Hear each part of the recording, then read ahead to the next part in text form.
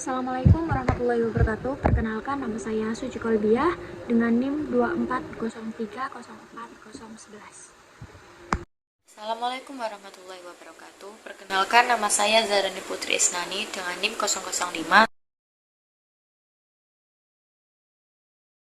Mengapa memilih wirausaha? Yang pertama, dikarenakan wirausaha sendiri memiliki visi, yaitu untuk memiliki kontrol penuh atas waktu, finansial, dan arah karir. Wirausaha juga memiliki sifat kebebasan, menciptakan nilai, serta menciptakan lapangan kerja. Wirausaha yang tidak tergoyahkan. Yang pertama ada ketahanan atau grit, yang kedua ada adaptabilitas atau cepat belajar dan berubah, dan yang ketiga ada proaktif, yaitu mencari solusi, bukan menunggu. Beberapa jebakan utama yang harus dihindari oleh seorang wirausaha. Yang pertama ada kegagalan riset pasar. Kenapa kita harus fokus pada riset pasar? Dikarenakan jika kita gagal dalam melihat riset pasar, maka resiko kedepannya akan lebih besar. Yang kedua ada manajemen modal yang buruk, dan yang ketiga ada berhenti terlalu cepat atau tidak sabar. Jadi kita sebagai wirausaha harus memiliki rasa sabar yang besar, dikarenakan kita sendiri memiliki usaha yang harus dikembangkan, dan itu juga memiliki waktu yang lama. Jadi kita sendiri tidak boleh menyerah terlalu cepat. Definisikan kesuksesan. Kesuksesan bukan hanya profit, yaitu tentang dampak sosial, work-life balance, dan kepuasan pribadi dalam berkreasi. Bukan titik ide jual. Yang pertama ada temukan persimpangan atau passion atau minat. Yang kedua ada skill, yaitu keahlian, dan yang ketiga ada market needs, yaitu kebutuhan pasar. Berikutnya ada memecahkan masalah. Bisnis yang sukses menyelesaikan masalah nyata atau pain points pelanggan. Identifikasi masalah yang diabaikan kompetitor. Validasi ide dan UVP. Apa itu UVP? UVP sendiri memiliki kepanjangan Unique Value Proposition. Apa yang membuat Anda berbeda dan lebih baik, dan lakukan survei kecil untuk validasi awal. Menyusun model bisnis inti. Fokus pada 3 komponen bisnis model kanvas yang krusial. Yang pertama ada segmen pelanggan, dan yang kedua ada proposisi nilai, dan yang ketiga ada aliran pendapatan. Selanjutnya ada minimum viable product atau MVP. Buat versi produk atau layanan yang paling sederhana dan tetap fungsional. Tujuannya adalah untuk menguji dan mendapatkan feedback lebih cepat dengan biaya yang lebih minimal. Strategi bootstrapping atau modal mandiri. Memulai dan mengembangkan bisnis dengan dana pribadi atau keuntungan awal. Prioritaskan pengeluaran dan hindari hutang konsumtif. Kemudian ada manajemen kas atau cash flow. Manajemen arus kas adalah kunci keberlangsungan bisnis karena cash is king. Walaupun bisnis terlihat untung, tanpa arus kas yang sehat, bisnis tetap bisa gagal. Contohnya, pesanan banyak tetapi pembayaran pelanggan terlambat, sehingga kita kekurangan uang untuk membeli bahan. Oleh karena itu, pencatatan transaksi dan pemisahan keuangan pribadi dan bisnis sangat penting. Selanjutnya yaitu dasar-dasar pemasaran digital. Media sosial dan website berfungsi sebagai etalase bisnis dan sarana komunikasi dengan pelanggan. Konten yang dibuat sebaiknya tidak hanya berisi promosi, tapi juga memberikan manfaat. Contohnya, penjual pakaian online tidak hanya mengunggah foto produk, tetapi juga membagikan tips, mix and match agar audiens merasa terbantu. Membangun customer loyalty, customer service yang luar biasa adalah bentuk pemasaran terbaik karena dapat meningkatkan loyalitas pelanggan. Respon cepat, sikap ramah, dan kesediaan menerima kritik sangat berpengaruh.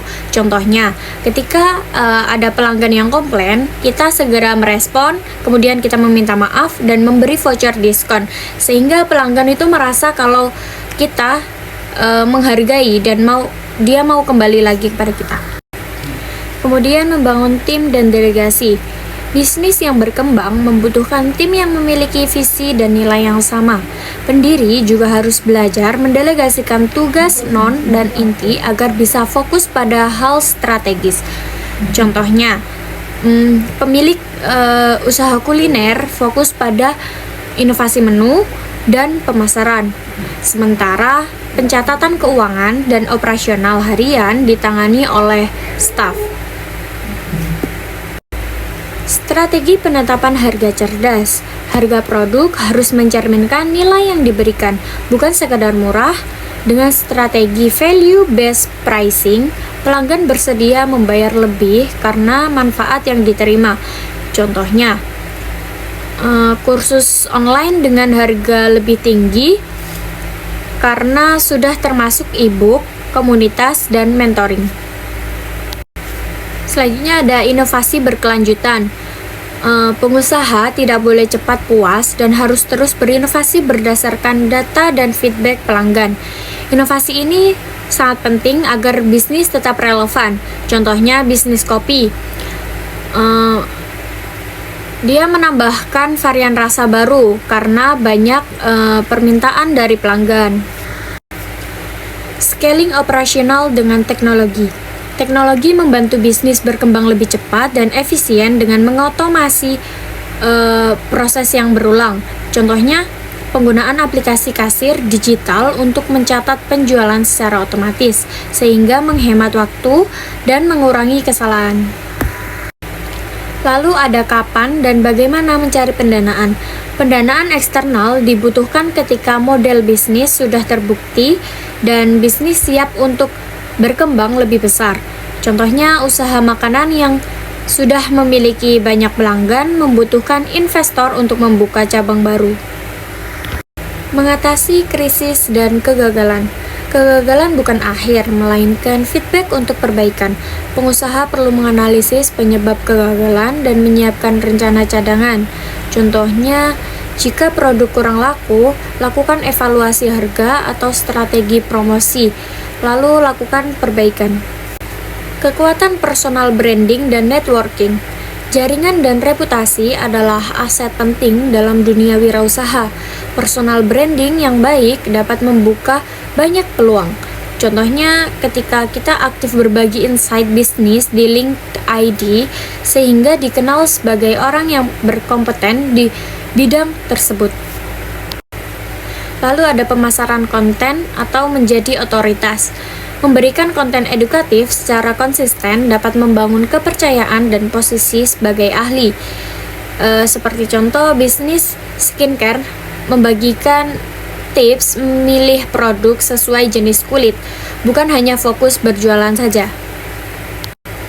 Lalu ada mengukur kinerja atau KPI. KPI membantu pengusaha mengukur apakah bisnis berjalan sesuai target. Evaluasi rutin diperlukan agar keputusan berdasarkan data. Contohnya, menargetkan 50 pelanggan baru dalam 1 bulan dan mengevaluasi strategi jika target belum tercapai. Kemudian yang terakhir yaitu 3 langkah aksi instan. Sebagai penutup, ada 3 langkah sederhana yang bisa langsung dilakukan, yaitu 1. Menuliskan MVP. Yang kedua, menghubungi satu mentor. Dan yang ketiga, itu menetapkan 3 KPI awal. Terus seperti contoh, menentukan ide produk sederhana, mengirim pesan ke pengusaha yang dikagumi, dan menerapkan jumlah pengguna atau penjualan awal.